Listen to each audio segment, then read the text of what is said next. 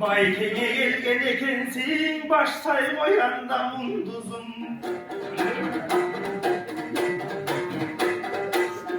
Munduzun menen bir çıkıp on olsun senin turmuşun.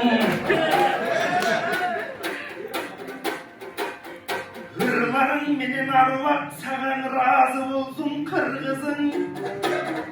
Caninin menen bir çıkıp can sekenağa cıldızın.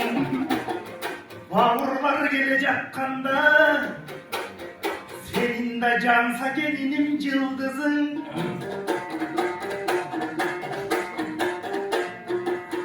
Emin akındın sensin bilgici, yok senemezsin girgişi.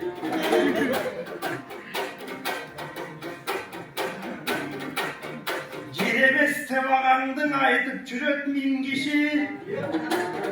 Bira uşul jerge geliptir kalkım ukem kalıp bir kişi. Girligimdi sene gel, içine girip karap gör, dinimdin gelse bilgisi. Hem biz geldik Manas tiyatrıgan oy, bayka birdenden tayvay takıldı.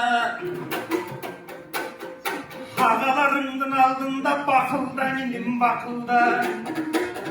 Törük tökmeler törden söylesin tör zalkardın aşında. Endey olgan ağandın yemese benim takımda. Ukevkada sen işlep ziyanın deyip kalbasın bayke gelecekteki kasımga. Handip ziyanın diysinin içek sendey olgan jakınga. Aytor kırgız dep kılsan kızmattı sakada kılımдар berer asılba. Negizi bolot toy bolgan akınga. Kol diybestilik beriş gerek dedigi bolot toy bolgan akınga.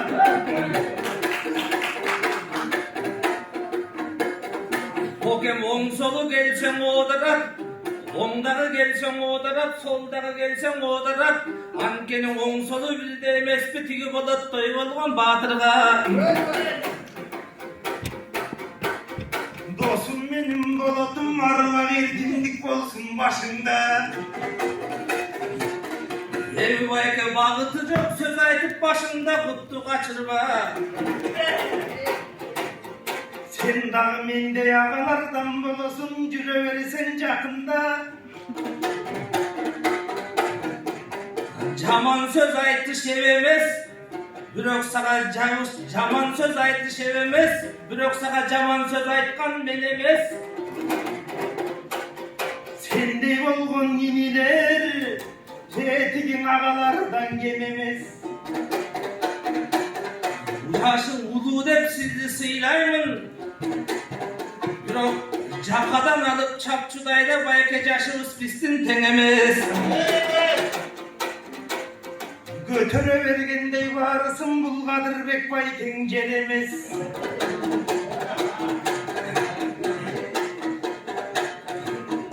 Sen bolumduğun akın bolboysun bayke bol albasan everes. Akındık degen bulanır hazır bizge çekemez. Emi tarıkçaktan gep salıp tamay sözden bek salıp biz eskerelin atanı. Toğluktan atan menen topsal kardın katarı. Gezinden elimdi süyüp jaratkan bayken erkindiktin taң atkan. Atalar baskan yol menen ballarına azır baratkan.